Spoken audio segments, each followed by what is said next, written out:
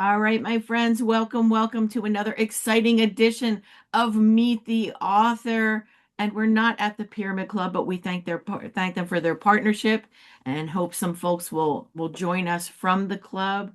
Um, we just had a Meet the Author last night. This is the first time I've ever had back-to-back Meet the Author, so I am totally in the zone for this.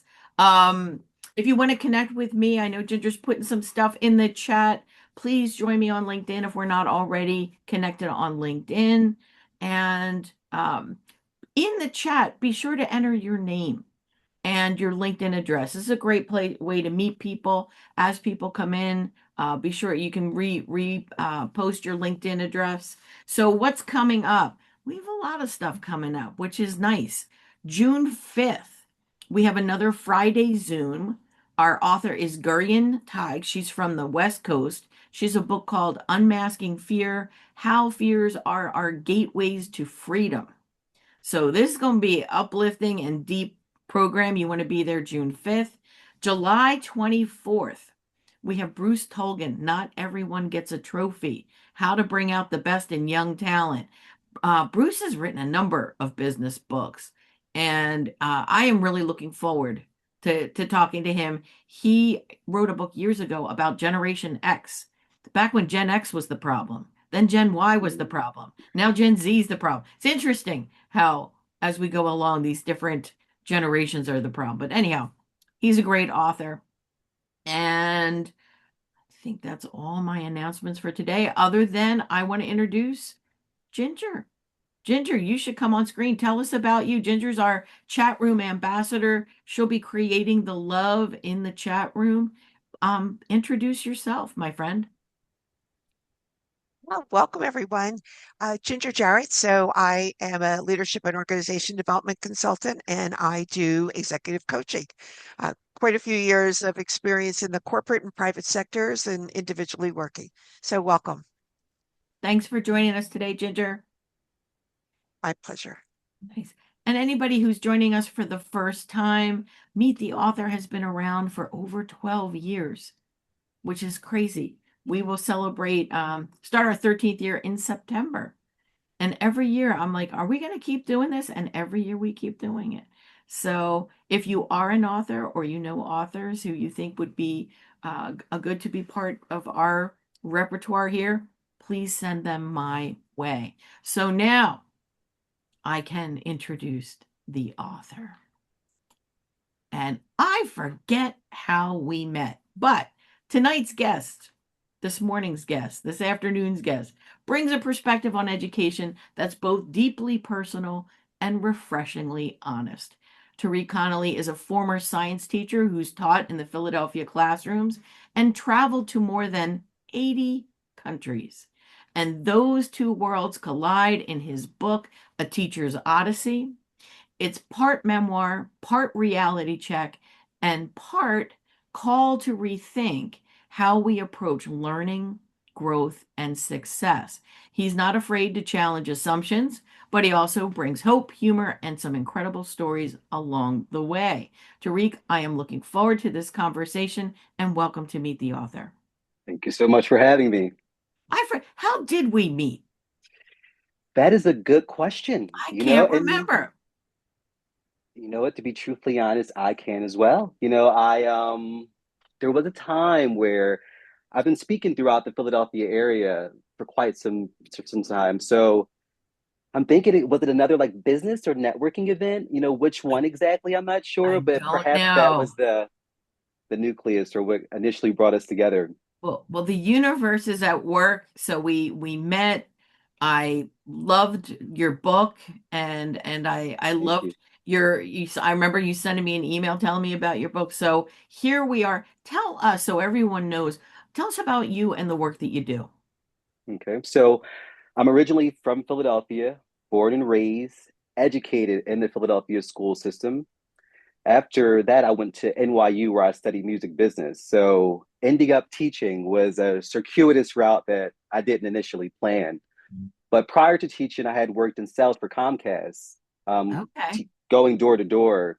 And what I'd like to tell people is that the job fed my bank account, but it starved my soul, you know? So after Mhm. working that job for 2 years, I said to myself, okay, we need to pivot to something that's a little bit more meaningful, more people centered. And that's initially what led me to teaching. I was working in the suburban school system as a professional speaker teaching sex education, and I was having these amazing experiences with these students. And what was interesting about it was that it wasn't the what of sex education, it was the why, you know, where I was trying to get students to, like, you know, just kind of think about, you know, their habits, you know, and the way maybe perhaps the media and things of that nature um, influence our decisions. But at the very least, after having those experiences, I'm like, wow, it would be nice to do something like this in Philadelphia, where I'm from, you know, and, you know, for my community. So initially, I came back to be a substitute teacher. And it was during that time I met a gentleman who was like, man, you should really consider becoming a teacher. And I'm like, me, teacher? No way.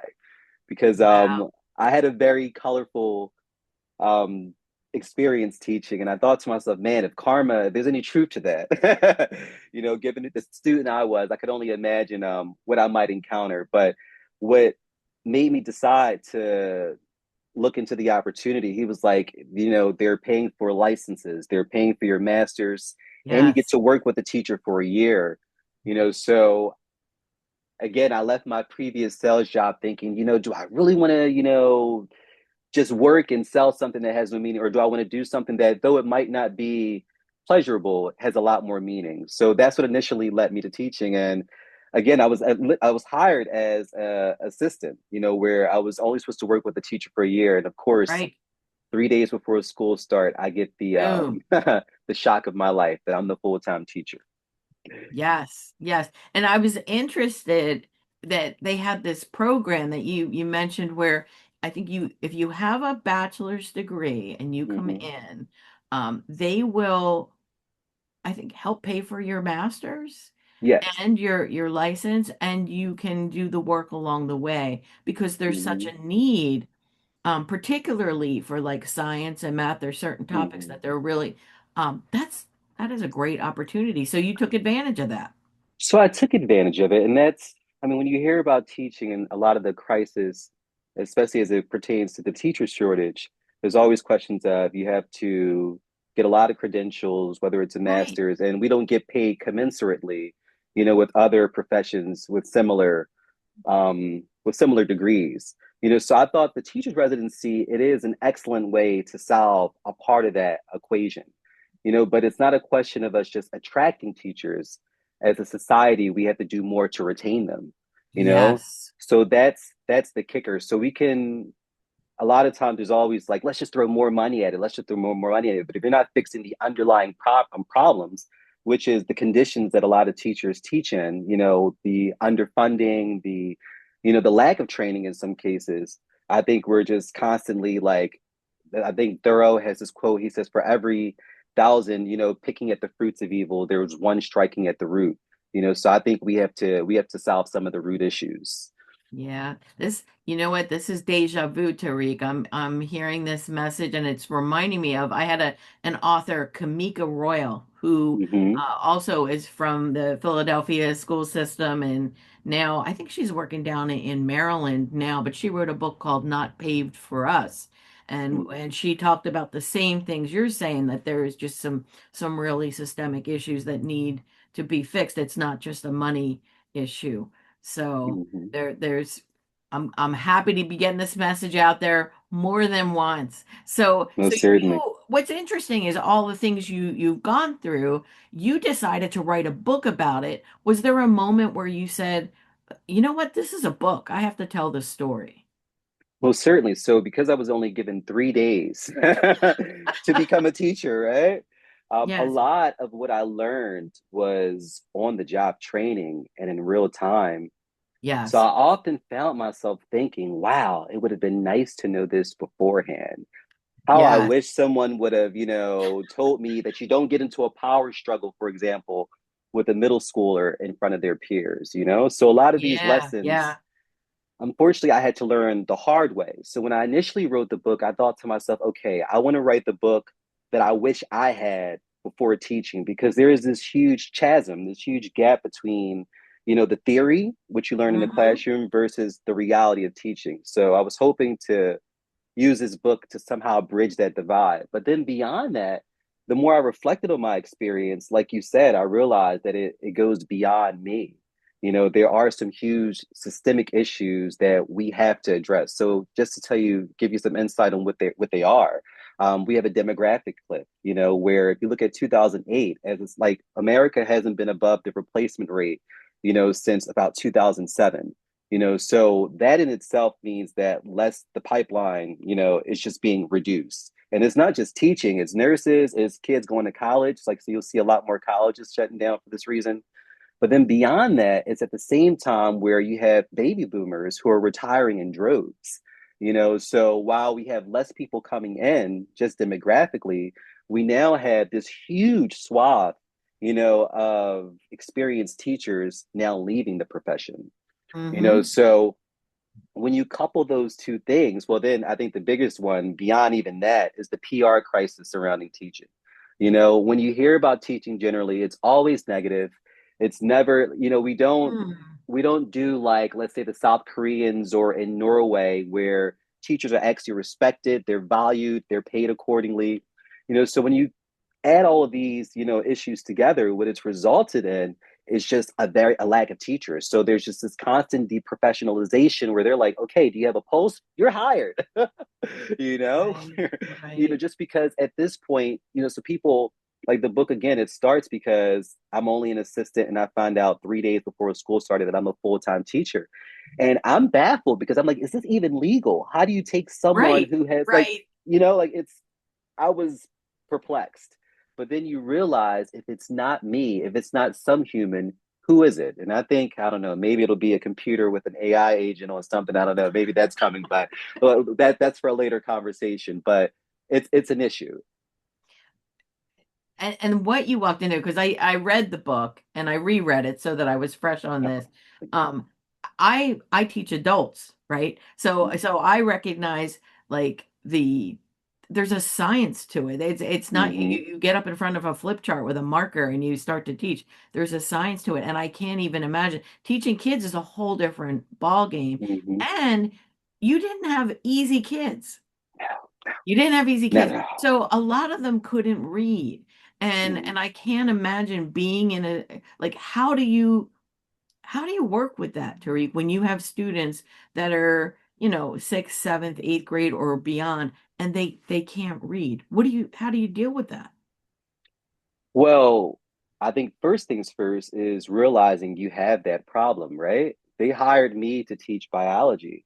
They didn't hire me to be a literacy teacher. Right, They didn't, right. but it was through relationship and through engaging with my students that I realized, okay, sure, I'm hired to teach you biology, but if you're lacking this fundamental skill upon which everything else is built on, you Sure. know, what I'm biology, that's the least of our concern now. So what I was able to do was use biology as the medium, to educate my students, realizing that a lot of them, and I will say this, when they're talking about our students not having, they can't read, what we're talking about really is like a functional illiteracy, where most students have at least a basic level of understanding where they can begin to sound out words. But the problem becomes, is even if they can sound it out, you ask them, what does that word mean?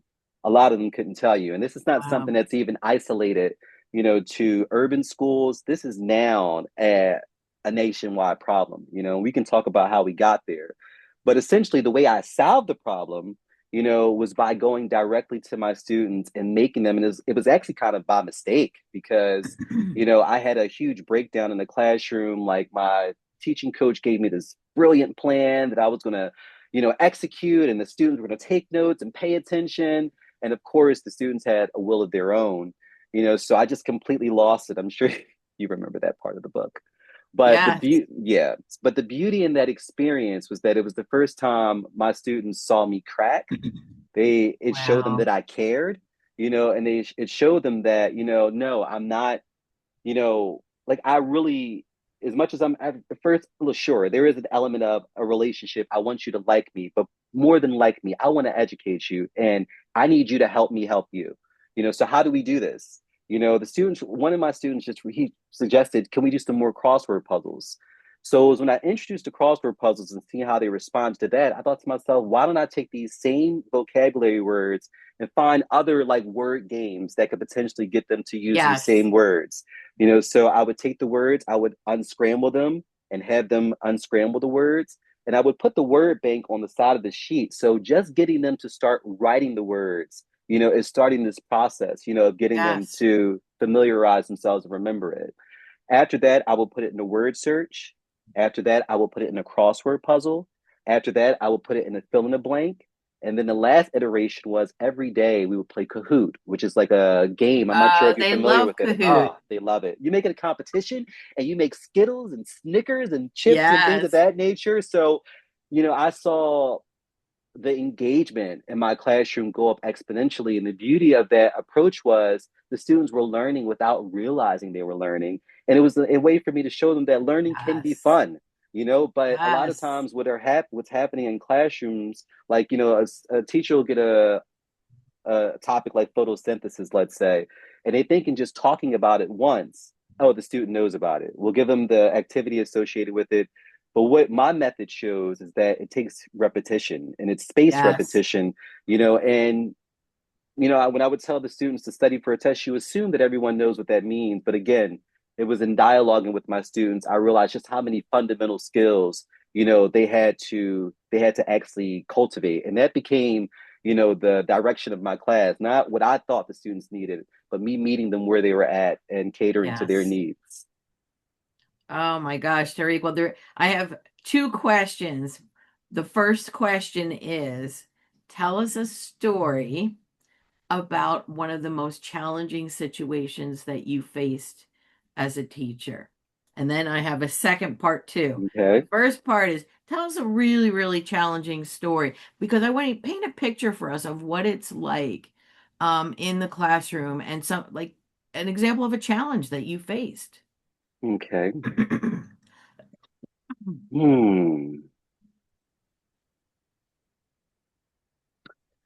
Interestingly enough, I would say the biggest challenge actually started long before I became a teacher, because in order to get into the residency program where they're paying for your master's, they're paying for your teacher's license, it first requires you to pass the praxis. Yes. And a lot of people don't realize that the praxis is a huge barrier, for a lot of teachers. So Yes. the way the system works is you can teach on an emergency permit for 3 years without having to pass the praxis. So oftentimes what happens, people will work for those 3 years, can't pass the praxis, and then they'll leave. So when I initially signed up for the program, the recruiter I spoke with, she was like, look, we'd love to have you in the program. There's just one caveat. She said, you have to pass the praxis in a month. A what? A month? Yes. Yes. Is that even possible? So she's like, okay, the only reason why you're getting this opportunity is because there's 3 candidates who still haven't passed the praxis. Right.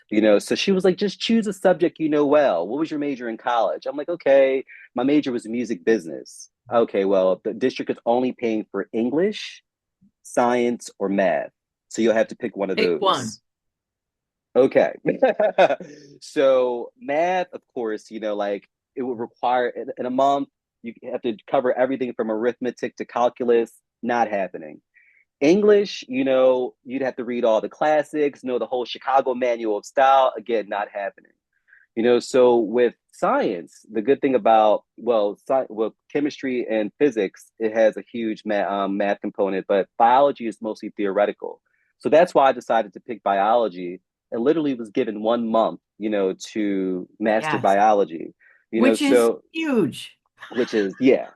So, but I rose to the occasion, and because I had the right strategy. And it's interesting because I think this kind of feeds into the current time that we're in now, right? We're in the AI age where before they were like, okay, you get hired by this institution and it's our job now to hold your hand, to train you, to transfer all of our tacit knowledge, but now that has been shattered. Now they're expecting Yeah. students on day one to walk in with systems level thinking, already with the skills, and know how to affect outcomes in their institutions.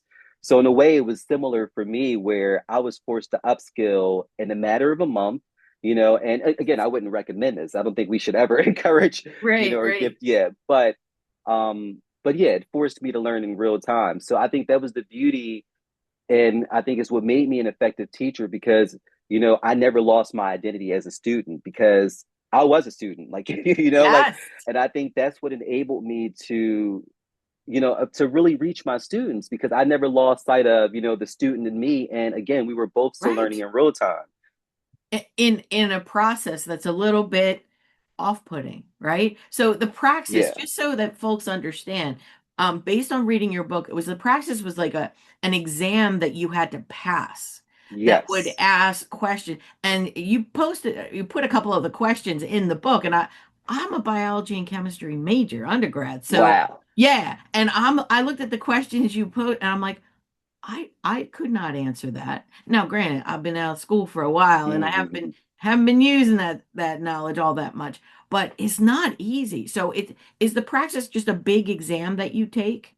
Yes. So with the biology praxis, they're assuming that you have a bachelor's level of knowledge coming into the door. So we're talking about Oh, everything from gel electrophoresis, which is learning how to manipulate DNA samples. So that was actually, again, it was the biggest challenge for me because things like that I would learn naturally in a laboratory, of course, I couldn't replicate those conditions. There was no way, to gain that understanding, but I focused on what was within my control and I was able to do well enough to score well above the cutoff. But again, there's one thing, and I think this is one of the problems in education. You can know the theory exceptionally, but it's the practice. That's the kicker. yes. So what I Yes. observed a lot of inside schools were not teachers. I mean, were a lot of teachers who knew their math, who knew their topics, but the questions becomes, can you communicate it, and teach it in a way, where students are receptive, where they're actually learning it. Unfortunately, a lot of education now has been co-opted by technology. Every kid has, we're like, okay, let's pull the cell phones out the school, but then we just give them a laptop, which is just as, distracting. Yes. So it's yeah, there's some challenges. Yes. Yes. So now let's flip to tell us a story that um is why you would want to be a teacher, Hmm. particularly in the Philadelphia school district. What is something that happened that lifted your heart? Because you talked about I was looking for meaning, right? I Hmm. want to have something that gives me meaning. What's a story that proves that point, that it gives you Yeah. meaning? Well, one of the funny things that happened after working so hard during that first year, I started to coast. Like I would say by second, third semester, I was, getting a lot more confident. I had a great relationship with students, so I could tell them like, don't do this, don't do that, and they actually listened to me. And it was during this time where literally it's the third marking period. We're like on the second half of the school year. I look at our new schedule for the third marking period, and I discovered that my students have been taken away from me and given to a new teacher. So the whole year I'm working, like, because, me personally as a student, I went to 10 different schools, so I didn't have a whole lot of stability in my life growing up. So I wanted to be that grounding, I wanted to be that steady force. So when they switched to students away from me, it really broke my heart. And I knew it would break theirs too. So I begged and I pleaded with the principal. What happened was another teacher had an incident with a student, so she couldn't put him around the same group of students. Okay. So she decided that it would be better to take my students who are now very quiet and very like studious and give them to this teacher. Long story short, my students were so heartbroken that of course they acted a fool and they made the Oh. teacher quit. Oh, They made the teacher quit. No tenure, no summer pay, out the door. So my students were wow. brought back to me at that point. So in a weird way, sure, on one hand, like I think it was unfortunate that they made a teacher quit, but it really spoke to the connection we had, and just how Yes. devastated they were, that after we spent this whole entire year building this relationship, suddenly, the rug was just pulled out from underneath them. So again, I mean, I wish they would have found more productive ways, and they tried. They came up with Yeah. a whole petition that they had students sign, but ultimately it resulted in them, just acting out in a way that, of course, you can't blame them, they're children, but they were ultimately brought back to me. So that in a weird way, was just a Right. testament, I'm saying, to just the bond that we had cultivated over those few Yes. months. I think it shows us the lesson that if you can magically, and it is magical, you had to do things to create that relationship. If you can create that, it Mm-hmm. works. I know I have a cousin, I got to sing her praises. I think Megan is one of those teachers who just creates that magic in the classroom where it's not coming from a place of judgment, kind of Mm-hmm. like being on their team. Sure. And kids are smart. I was a guest speaker at it was really a school for problem children. Mm-hmm. And I went in to talk to them for a little bit. And this one kid, he says, "Are you getting paid for this?" Which I laughed. I said, "No, no, I'm not getting paid for it." He says, "Then why are you here?" I said, "I guess I thought my message might inspire you or help you in some way." So he's like, "So you just really want to be here?" And Mm-hmm. I said, "I do." And the whole vibe shifted in the room. I mean, this kid, Mm-hmm. like, I don't even know, 13.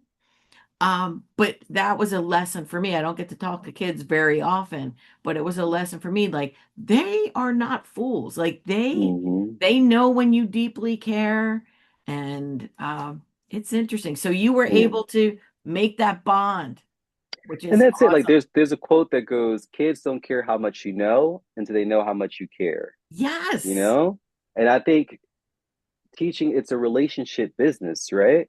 But the reality is, I would oftentimes I have my students, they'll come to me like, Mr. C, I don't think this teacher liked me, blah, blah, blah, blah, blah. They're always hollering at me. And I actually explain to them, I'm like, think about your parents. I'm like, do every parent, know how to communicate to their student? I'm like, so I'm like, a lot of us teachers, we're learning in real time. We're not perfect either, but once you could establish that connection and kids see that it's Yes. not transactional, like Yes. even this one particular time, I gave them their first test, and a lot of people didn't do well. And for me, like, I try to communicate more than anything that is like, sure, I want you to do well. I want you to study, but it's more important to me, I'm saying, that your your well-being, I'm saying, you're emotionally well. Like, like, can I give Yes. you I would even go as far as to bring apples and have like little granola bars and things of that nature, because, you know, nothing I'm saying matters. Like, if you're sitting there with a hungry belly, or I'm saying, so let's speak to, I wish as a society we did more to cater to students, basic needs. I think if you can, like, if you can cater to some of them, if you like, on a very basic level, are you eating? Can we get Yes. every kid? I think it's a very reasonable thing to expect from the richest society on the earth, but it's some of those basic things like just providing a meal we still struggle to do, and teach reading. But that's another subject. Right, right. And I want to get to that deeper stuff, but there was another thing that intrigued me about you and your book. You have traveled quite a bit. So Hmm. let's talk about the travel. One, how did you get to do all of this travel? And Hmm. secondly, where did you go? Okay. So with traveling, when I left NYU, like, one of the most transformational experiences during that time was studying abroad in London. And it was the first time I had been to Canada prior to that, but Canada, America, the similar cultures. Yes. But going to London and, it being right in the middle of the world, it enabled me to travel as far as Egypt. So when I came back, I'm like, some way, somehow, it was like, you hear people say they met their mate and they're like, okay, I saw this person and I just knew that I was going to spend the rest of my life with this person. For Yes. me, it was kind of like that with traveling. Like, I knew, like, some way, somehow, I would spend a huge chunk of my time. So I'm like, how can I do that with my $100,000 NYU debt? Mm, So what I you decided to found do a was, way. I felt, where there's a will, there's always a way, right? So when I came home, I had started working at the Crown Plaza on Times Square. And one of the benefits of working for a hotel is that you can stay at the hotel for next to nothing. So it was through that company I made it as far as Bora Bora actually. But then when I returned to when I was in New York during this time, I was working at the hotel at night, but I was doing real estate during the morning, and I was just burning the candle at both ends. So I'm like, okay, this is unsustainable. I have to make a change, and that's what brought me back to Philly. And I began working for the Ritz-Carlton, which enabled me to travel all around right there on Broad Nice. Street for about five Yes. years. So I was able to travel all around the world and stay at some pretty like opulent places for next to nothing. But then I'm like, man, it's like I have another problem. How do I get there? Like, I mean, especially now in this day and age with the gas prices the way they are. So I'm like, okay, how do we solve this problem? Ah, I'll get a job at an airline. so I Smart. started working. Yeah, so I started working at Delta Airlines at the same time, so I could fly there, business class for free, and then I could stay at like this Ritz Carlton, like for like $50 a night. And I've pretty much been on that ride ever since. I've gotten off like, I've taken small breaks, but that's essentially how I continue to traveling. So the last iteration of that was, of course, working in the morning as a teacher, but then working at night at the airport. So I was doing both of those jobs at the same time. The only reason why I stopped is because of the pandemic, Oh, which yes. yeah, I Yes. don't think none of us saw coming. So like literally overnight, I went from working 60 hours a week to working virtually, very few hours. So that kind of is what broke the spell. But prior to that, I had spent the past like, 5, 10 years working 60, 70 plus hours a week, two jobs. Just because I love traveling so much. After I left, Yes. yeah, I left it to work at Comcast. And the irony was is that I made the most money I've ever made in my life, but I was just unhappy, and Right. I realized during that time, and that's what kind of led me to teaching because I'm like, man, I was a lot more happier, working making $11 an hour working at the airport, than I was making six figures going to door to door. I'm selling Comcast, so yeah, even with teaching, I vowed to myself I'll never, give up the teach travel again. So that's what made me work it overnight. And yeah, now I currently have friends who work for the airport. So when you're not married, you can designate anyone as your companion. So that's what allows me to, yeah, which is nice. Um, so yeah, that's what enables me to continue to Oh travel. my gosh, Tarique, you're giving us so many good tips and tricks that we didn't know. One, I'm learning with a bachelor's degree, I can go to the Philadelphia School District, they'll pay for my master's and a license if I get in that program. It scares me having to pass the praxis, but there's that. And then you're teaching us how to travel, Hmm. for very little. And it is true, if you work for a hotel, you do get great deals, sometimes even free, to Hmm. stay. And if you work for an airline, oh my goodness, you're giving us food for thought here, my friend. So I want to get back to the school district and to education. Well, first of all, did you ever bring what you learned from all your travels into the classroom?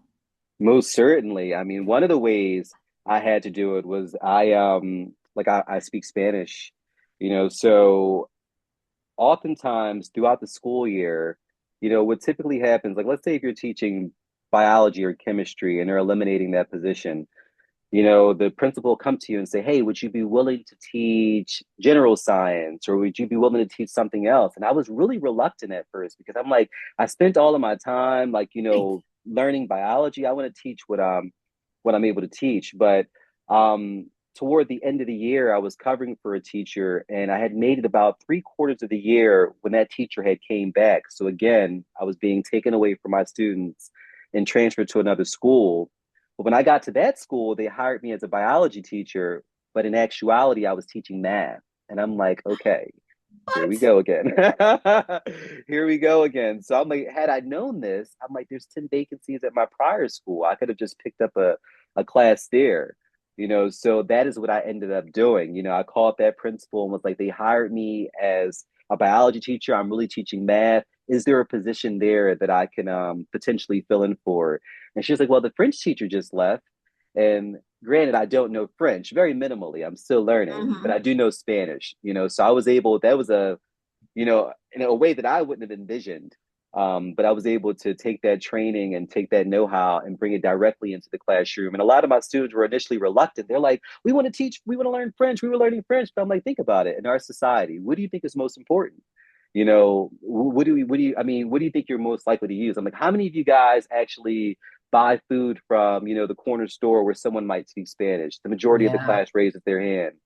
But another cool way that I would bring my traveling into the classroom, I love setting the mood and the vibe of my class. Like we have these huge smart boards and these huge screens. So what I love doing is playing like classical and soothing music, and they'll have these tropical drone footages, and you'd be surprised just how something as simple as turning off the lights in the classroom, putting on some soothing music, having like, beautiful sound, how that can completely, change the It vibe in your does. classroom. I mean, literally, I mean, of course, sometimes it puts some students to sleep, but but yeah, but it was also a way for me to hopefully start getting the students to think that look, there's a huge world outside of Philadelphia, and with hard work. I mean, these places that you see on the screen don't have to be aspirational. Look at my story. Look at the. I'm a kid from inner city Philadelphia, from the project. Surely, if I can make it to all these beautiful places, you can too. Yes.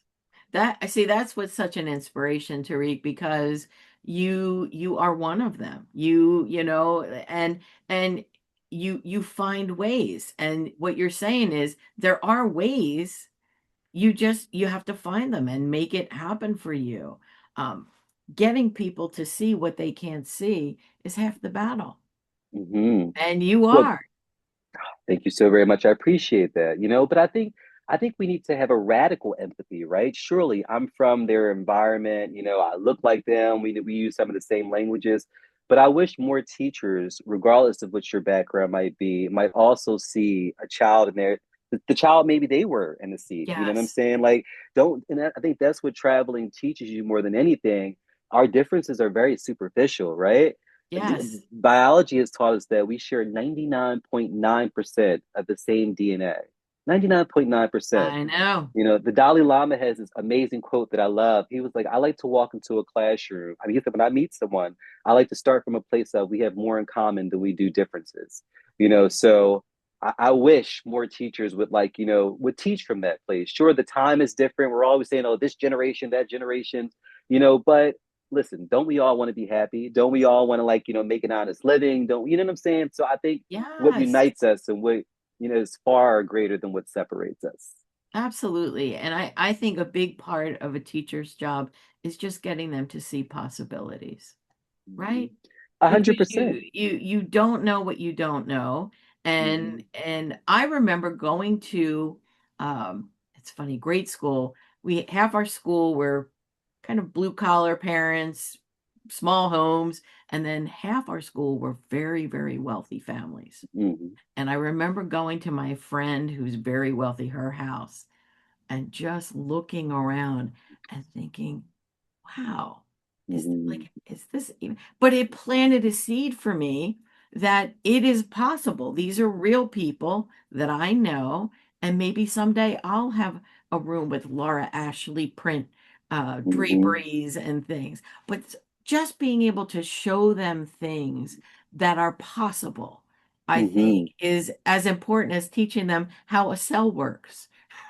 Right? Exactly. Mhm. They could use that more. So if like let's look at this challenge that we're facing in the US because it is a challenge. Education needs to change. I am passionate about this. Don't get me on a stump because I K through 12 we need to change. College we need to change. Like we are not preparing people for life. So, my question for you is this: if you could change one thing about the approach to education in the US, what would it be? I think the number one thing I would change is funding a holistic education for students, not one that just focuses exclusively on their academics. But again, it Yes. goes back to what we talked about earlier. If this child is hungry, if this child is housing insecure, now granted, I realize that schools are limited. They're limited in funding, teachers are limited in time, so it's not possible to do everything. But I think we have to, I don't know if you ever heard of Maslow's hierarchy of needs, I you am know, very familiar with yeah, Maslow. yeah. So He's a that's personal kind friend.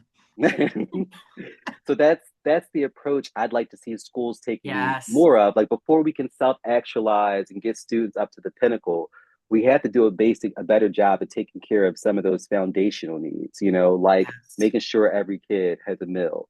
But then beyond that, one of the like my biggest Achilles heels is in, the way we teach reading, right? In some instances, it's not a matter of us having to reimagine or, to innovate. We already have the solutions. It's just a question of whether how we're implementing them and like, the level of accountability. So what's interesting about the reading wars inside the United States. Like literally, this guy Rudolph Flesch back in the 1950s wrote this book called "Why Johnny Can't Read." And it was at this time he was trying to ring the alarm, saying that there's this new crazy way we're teaching reading, where kids are being asked to guess and use context, and learn the whole word as opposed to using phonics to break down the word. So this kind of led to a cultural reckoning, and we kind of swung back to phonics. But then in the 1980s, we swung right back to this balanced word approach, where again, we stopped teaching phonics. They said drill and kill, it's inhumane.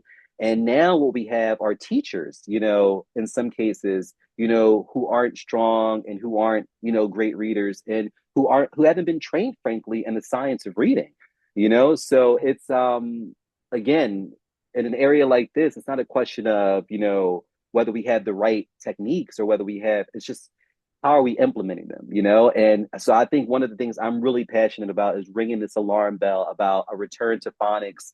I think it's a very basic thing we can do, to increase outcomes in our society. But then I think last but not least is realizing that schools can't do everything, right? There's just been Right. across the world over, there's just been this huge outsourcing from you look at what happened before schooling, where we were an agrarian society, where most of the learning was, it happened inside the home, right? It was like an apprenticeship model. Sure. Now we've completely gone to the opposite side of the spectrum where we're like, okay, we're just going to defer to the state, defer to the tutor, defer to AI to raise, our students. And I think that that's a colossal mistake. I Yes. think we have to return. I think we saw it during the pandemic, right? Those parents who had nothing to do with their children's education, all of a sudden they were thrusted and they were forced in a real way to engage, you know, in a way that they hadn't before. So again, I understand a lot of parents are working jobs and there are some huge time constraints, but I think we have to do more of creating environments outside of schools because no system is perfect, right? And even a teacher, I even show you with myself where I'm figuring it out as I go along in the book, but it's a lot of trial and error. And you can make mistakes, like the whole word balance thing. I think we could all safely say it was a mistake now. So what do we Yeah. just consign legions of kids to just like functional literacy, or do we try to make just commonsensical, you know, changes? Yeah. So Because it's impacting all of us. It's not just the individual in the school. It impacts all of us. 100%. So, Like, I mean, it's a person like George Orwell has this quote who says, "A man that cannot write well cannot think well, and a man that cannot think well will have someone else doing the thinking for him." And now we see that's AI, right? He was prescient. He was like way he before. was a little foreshadowing of what was to come. Yeah, so that scares me now because we're moving into this post-literate age where, for centuries, most people acquired knowledge through reading, right?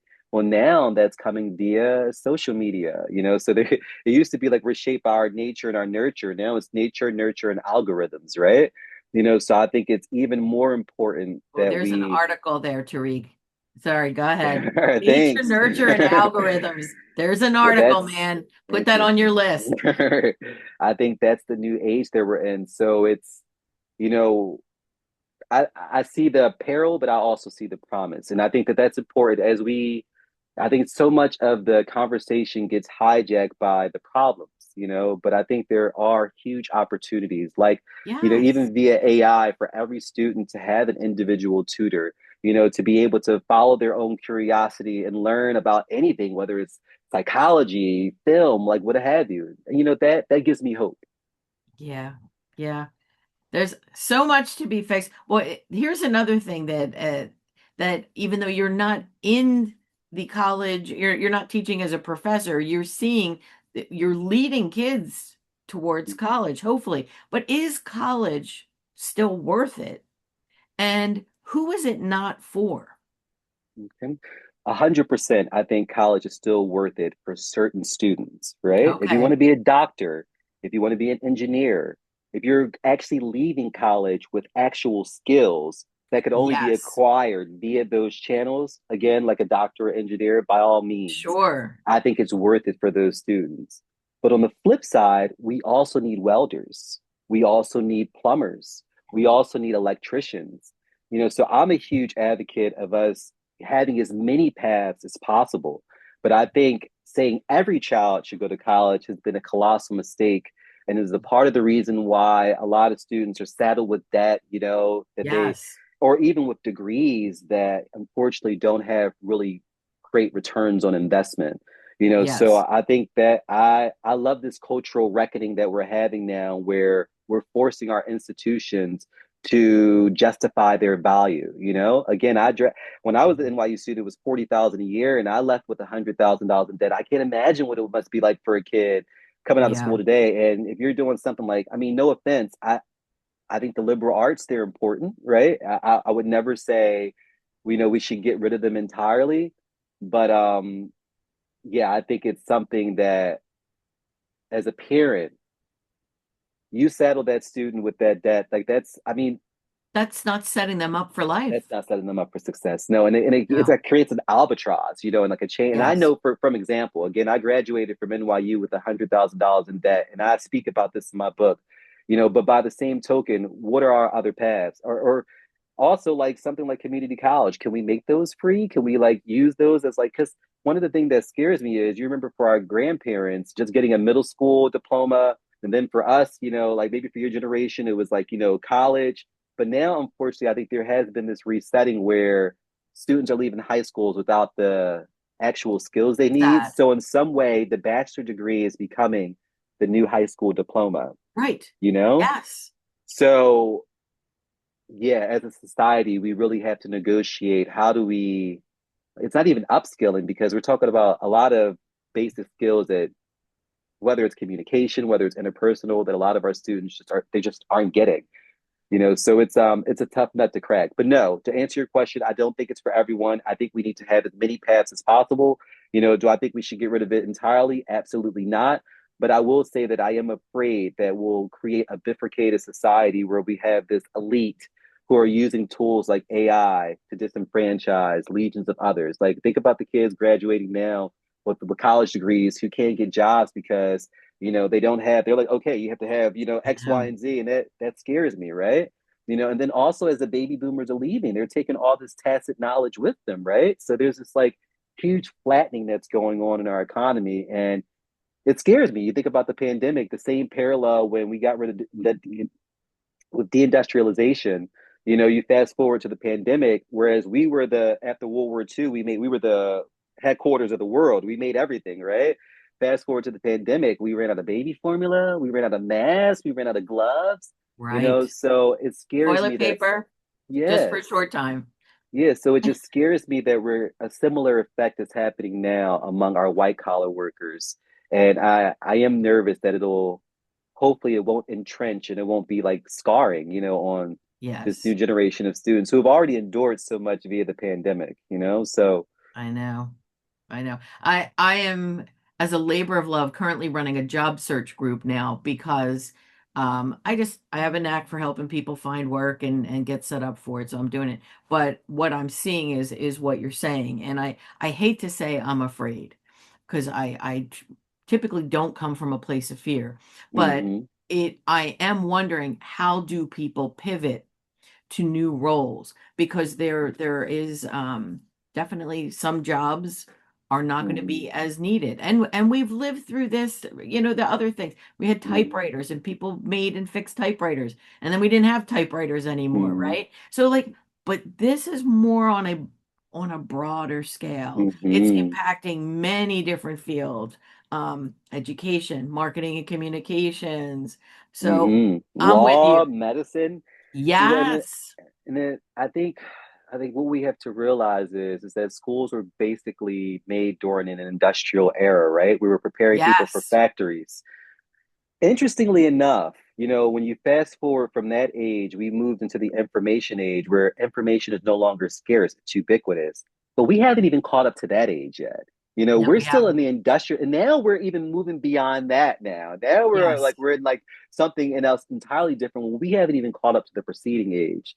So that's why I'm trying to ring this alarm bell and be the canary in the coal mine. And it's not that teachers don't have the best of intentions, but you don't know what you don't know, right? Many teachers have Yes. never worked in the private market. I think that's what made me different. I had worked for Comcast, I had worked at the Ritz-Carlton, I had been an entrepreneur speaking all throughout the city. So it was easy for me to take what I was doing in the classroom and tie it to actual skills and things that my Yes. students would need for them to thrive. Unfortunately, a lot of teachers haven't had that opportunity.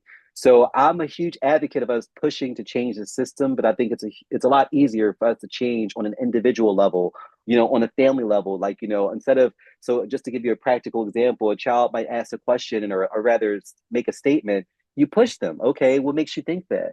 What's the evidence for that? Can you debate, the opposite perspective just as like, vociferously, right?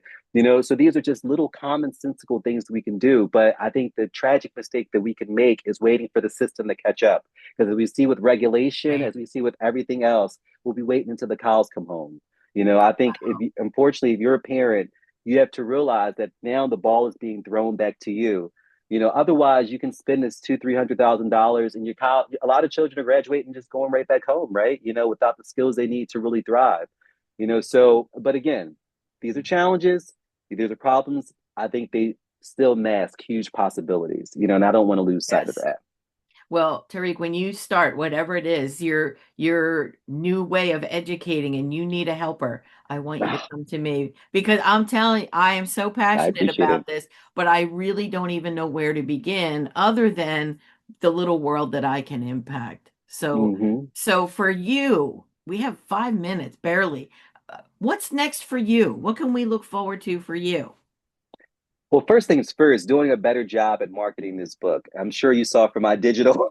I am like a Luddite. I've taken a sabbatical, and that was like me stepping outside of,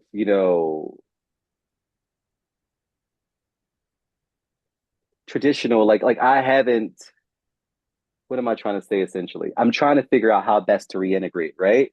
Yes, I even play with the opportunity, or rather with the idea of going back in the classroom. But when I left the classroom, I thought to myself, the only way that I could leave is if I could somehow scale this impact. So that's why I desired to not only just impact students, but also teach the teachers.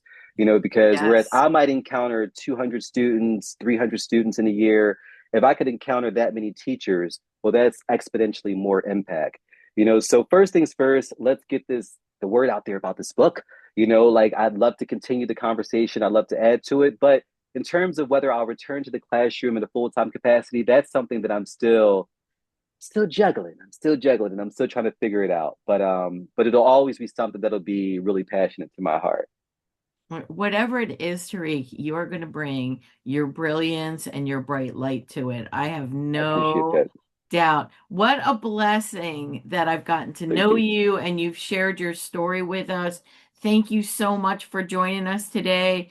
I can't even believe it's 12:57. How fast Um, did that time go? it So flew by. Time flies when you're having fun. dude, stay in touch. Stay in touch.